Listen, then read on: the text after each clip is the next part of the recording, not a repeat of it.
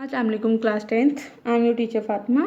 जैसे कि स्टूडेंट्स, आपको मालूम होगा कि लास्ट डे जो है वो हमने आपका सबक नंबर 2 जो है उसका आगाज़ किया था और सफ़ा नंबर 24 तक हमने जो है उसकी फर्स्ट लाइन तक जो है हमने अपनी पढ़ाई को एंड किया था।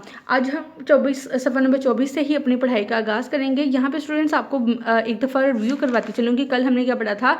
कल हमने नज़रिया पाकिस्तान के बारे में पढ़ा था कि नज़रिया पाकिस्तान का मतलब क्या है। तो उसके बाद जब हमने सबक का आगाज़ किया तो मैंने आपको बताया था कि यहाँ पे सबक में हर पैराग्राफ में हर एक टॉपिक को बयान किया गया। जैसे फर्स्ट पैराग्राफ में हमने पढ़ा मुसलमानों की रवादारी के बारे में, फिर हमने मुस्लिम इक़्तिदार का जो ज़वाल था कि बेसिकली कहाँ से ज़वाल जो है मुसलमानों का वो है उसका आगाज़ हुआ था वो पढ़ा हमने। फिर से सैयद अहमद खान की जो काविशें थी उसके बारे में पढ़ा।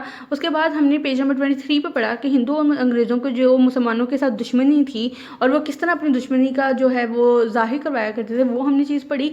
और लास्ट में हमने पढ़ा था कि अलग ममलिकत का क़याम जो है वो आज हम इंशाअल्लाह ताला अपने सबक में बाकायदा जो हम वहीं से अपना स्टार्ट करेंगे सफ़ा नंबर 24 से। उसमें हमने पढ़ना है कि क़याम पाकिस्तान का मकसद क्या था और जो अलग ममलिकत का क़याम हमने किया था उसका बेसिकली मकसद क्या था। तो हम आगाज़ करते हैं। सफ़ा नंबर 24 पर फर्स्ट पैराग्राफ है काइंडली मीनिंग्स, और उसके अलावा जहाँ से मार्क करवाती हूँ वहाँ से लाइंस को मार्क करते जाइएगा।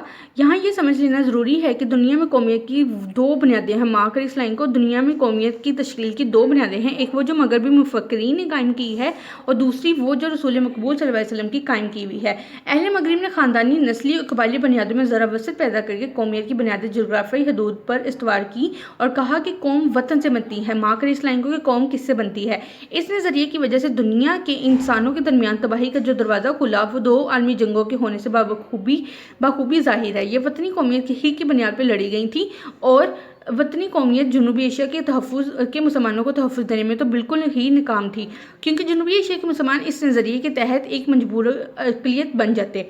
कौमियत की दूसरी बुनियाद वो है जो रसूल मकबूल सल्लल्लाहु अलैहि वसल्लम ने मिल्लत इस्लामिया की तश्कील करते वक्त कायम फरमाई, जो मगरिब के तसव्वुर कौमियत से जुदा है। जैसा कि अल्लामा इकबाल ने भी फरमाया है, अपनी मिलत पर क्यास अक़वाम मगरिब से न कर, ख़ास है तरकीब में कौम रसूल हाशमी। इनकी जमीयत का है मुल्को नसब पर इन्हिसार, क़ुव्वत मज़हब से मुस्तहकिम है जमीयत तेरी। आगे चलते हैं। मुसलमानों की कौमियत की एक नज़रियाती कौमियत है जो ला इलाहा इल्लल्लाह पे कायम है। मार्क करें इस लाइन को। यानी कि ये नस्ल, रंग और वतन की बुनियाद पर नहीं बल्कि एक नज़रिए और एक अकीदे, एक कलमे की बुनियाद पर वजूद में आई और इस नज़रियाती पहलू को नुमाया करने के लिए इसे मिल्लत कहा जाता है। ऐसी नज़रियाती कौमियत में हर नस्ल, हर रंग और हर जोग्राफी खित्ते के लोगों के लिए जगह होती है और हकीकत ये है कि जनूबी एशिया के मुसलमानों को, जिनमें हर नस्ल, हर रंग और मुख्तलिफ जोग्राफी खित्तों के लोग शामिल थे, एक ऐसी कौम के मातहत अक़लियत बनकर रहना मंजूर न था जो इस्लामी कौमियत के बरक्स ज़ात-पात, छूत-छात और बुत परस्ती के बंधनों में जकड़ी हुई होती। चनाचे उन्होंने अपनी जुदा करना कौमियत यानी इस्लामी कौमियत की बुनियाद पर अपने लिए एक जुदा वतन का मुतालबा किया, जिसमें वो अपने अकीदे, अपने नज़रिए ज़िंदगी, अपने तर्ज़ माशरत के मुताबिक ज़िंदगी बसर कर सकें और एक मुसलमान की हैसियत से दौर जदीद के चैलेंज का मुकाबला कर अपने मुस्तकबिल को संवार सकें। पाकिस्तान का बेसिकली मकसद क्या था? हमें इस बात का भी अच्छी तरह ज़हन नशीन कर लेना चाहिए कि नज़रिया पाकिस्तान में इस्लामी ज़िंदगी और कदरों का तसव्वुर बुनियादी हैसियत रखता है।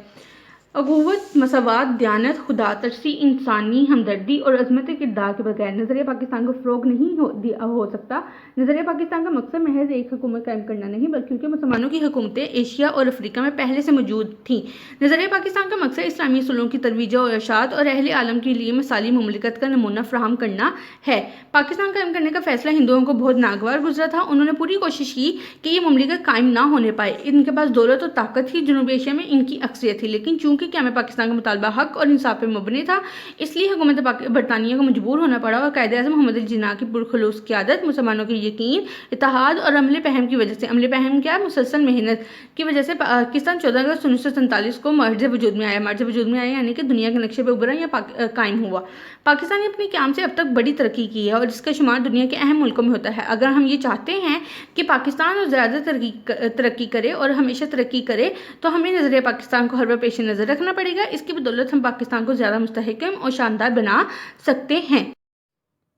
लास्ट पैराग्राफ देखें स्टूडेंट्स, नज़रिया पाकिस्तान का मकसद मार्क करें इस लाइन को। नज़रिया पाकिस्तान का मकसद पाकिस्तान को एक इस्लामी और फलाही मुमलिकत बनाना है। फलाही मुमलिकत क्या होता है?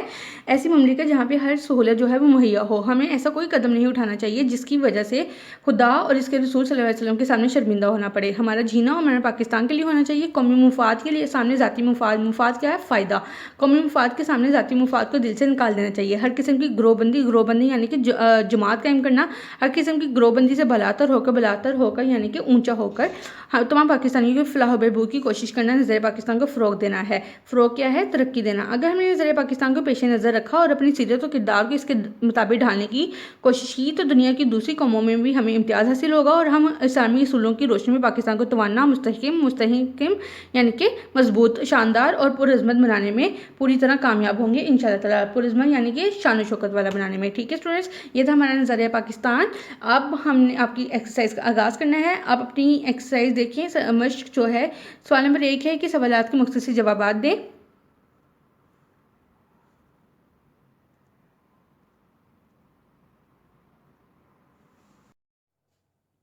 सवाल नंबर 1 है, मुसलमानों को अपने दीनी मामलात में अपनी आज़ादी कब ख़त्म होती हुई नजर आई। यहाँ पे स्टूडेंट्स आप अपनी किताब का सफ़ा नंबर 22 निकालें तो आपको जो पहले पैराग्राफ यहाँ से आपका चैप्टर स्टार्ट हो रहा है तो उसकी दूसरी लाइन है कि बादशाह अकबर की बेजा रवादारी और मुल्की सियासत में हिंदुओं के अमल दखल की वजह से मुल्क में काफराना तौर तरीके इस कदर राइज हो गए थे कि मुसलमानों की आज़ादी खुद इनके दीनी मामलात में भी ख़त्म हो गई थी। यहाँ तक आपका पहला सवाल का आंसर है।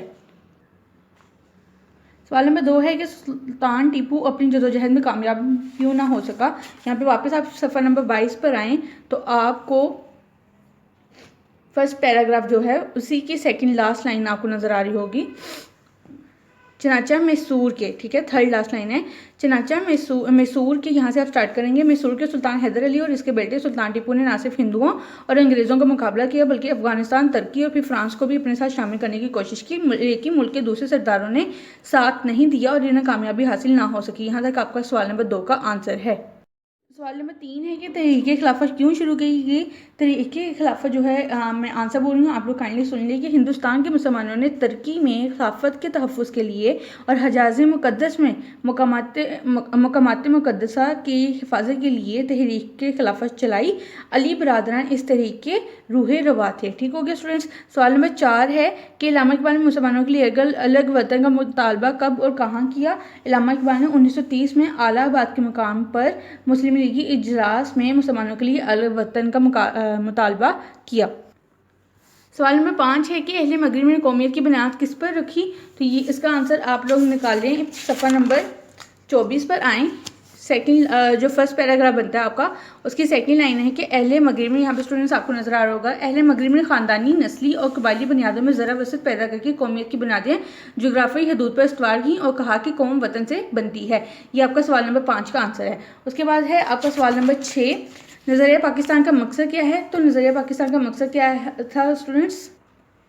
सफ़ा नंबर आप 25 पर आएँ। लास्ट पैराग्राफ फर्स्ट लाइन है कि नज़रिया पाकिस्तान का मकसद पाकिस्तान को एक इस्लामी और फलाही मुमलिकत बनाना है। उसके बाद सवाल है कि मुसलमानों की कौमियत की बुनियाद क्या है। इसके लिए आप सफ़ा नंबर आएँ 24 पर। यहाँ पर जो आपको सेकंड लास्ट पैराग्राफ नज़र आ रहा है उसकी फर्स्ट लाइन है अशार के नीचे। स्टूडेंट्स, मुसलमानों की कौमियत एक नज़रियाती कौमियत है जो ला इलाहा इल्लल्लाह पे कायम है, यानी कि रंग, नस्ल और वतन की बुनियाद पर नहीं बल्कि एक नज़रिए, एक अकीदे, एक कलमे की बुनियाद पर वजूद में आई और इस नज़रियाती पहलू को नुमाया करने के लिए इसे मिल्लत कहा गया है। ये सवाल नंबर 6 का आंसर है। उसके बाद सवाल नंबर 8 है कि शुद्धि और संगठन की तहरीकों के मकासद क्या थे। इसके लिए स्टूडेंट्स आप सफ़ा नंबर आ जाएँ, अपनी किताब का 23 निकालें। मिड में आपको लास्ट से अगर आप काउंट करें अपनी लाइन्स को तो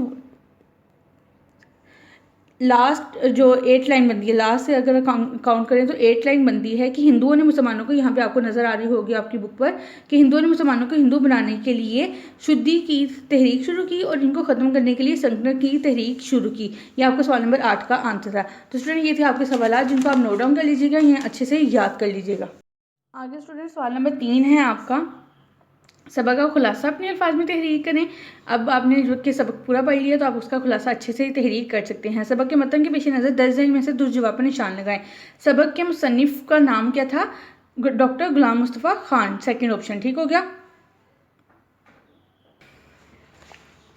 उसके बाद है कि अकबर के दौर में दीन की सरबुलंदी के लिए किसने सख्तियाँ झेली? हज़रत मजदद अली सानी फर्स्ट ऑप्शन।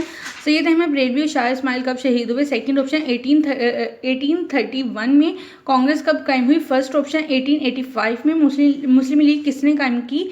फोर्थ ऑप्शन, नवाब वकारुल मुल्क ने। मुसन्निफ ने दुनिया में कौमियत की तश्कील की कितनी बुनियादें बताई हैं? Second option 2। मुसलमान कफर टिक और क्रॉस एंड स्टूडेंट्स मुसलमान कफर हाथ का गलबा होते देखकर उठ खड़े होते थे, दुरुस्त। शाह इस्माइल सैयद अहमद बरेलवी के मुर्शिद थे, गलत। सर सैयद ने मजबूरन अंग्रेज़ों से मुफाहमत को गनीमत जाना, दुरुस्त। पहली जंग अज़ीम में तुर्की ने अंग्रेज़ का साथ दिया, गलत। तुर्की को नुकसान ना पहुंचाने का फ़ायदा फ़रेब साबित हुआ, दुरुस्त। मुसलमानों की कौमियत की बुनियाद मगरब के तस्वुर कौमियत से मुख्तलिफ है, दुरुस्त। कॉलम है यहाँ पे फर्स्ट कॉलम 1930 को आप मिलाएंगे इलाहाबाद से, कांग्रेस को मिलाएंगे 1885 से, मुस्लिम लीग को मिलाएंगे 1906 से, 1831 को आप मैच करेंगे शहादत शाह इस्माइल से, और नज़रिया पाकिस्तान को आप मैच करेंगे इस्लामी ज़िंदगी से। तो स्टूडेंट ये थी आज का आपकी एक्सरसाइज। आप अपनी एक्सरसाइज को अच्छे से और अपने सवालात जो हैं उनको अच्छे से याद कर लीजिएगा। उम्मीद करती हूँ आपको सारा सबक जो है वो समझ में आ गया होगा। अल्लाह हाफिज़।